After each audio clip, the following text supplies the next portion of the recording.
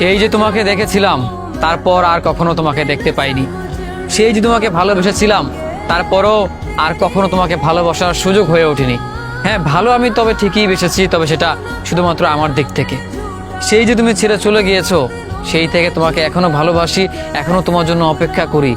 সেটা আমি আজও করি, তবে তোমাকে আর সামনাসামনি বলতে পারি না। তোমাকে ভালোবাসি, তোমাকে মিস করি। সেই যে কোনো এক কালে তুমি আমাকে ছেড়ে চলে গিয়েছো, তারপর থেকে মনে হয় না তোমাকে আমি আর এই পর্যন্ত ভুলে গিয়েছি। বারংবার আরো দ্বিগুণ করে তোমাকে মনে করেছি, চেষ্টা করেছি তোমাকে বলার জন্য। বিশ্বাস করো, ভালোবাসি।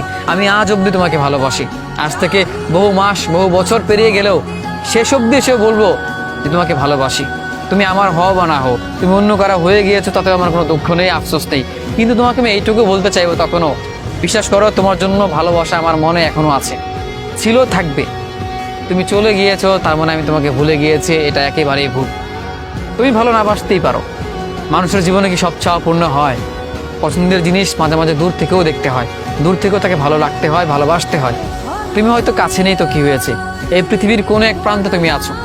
আমি শেষ অবধি বলবো, মৃত্যুর আগ পর্যন্ত বলবো, তোমাকে ভালোবেসেছিলাম, ভালোবাসি। পাওয়া না পাওয়ার হিসেব করে ভালোবাসা হয় না।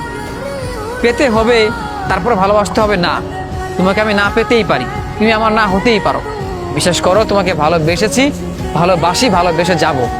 মৃত্যুর আগ অব্দি আমি বলবো তোমাকে ভালোবাসি। হয়তো বাস্তবিক জীবনে তুমি অন্য কারা হয়ে যেতেই পারো, আমি হয়তো অন্য একটা মানুষকে মেনে নিতেই পারি, কিন্তু মনের মাঝে একটা ভালোবাসা, সম্মান, শ্রদ্ধা তোমার জন্য থেকে যাবে।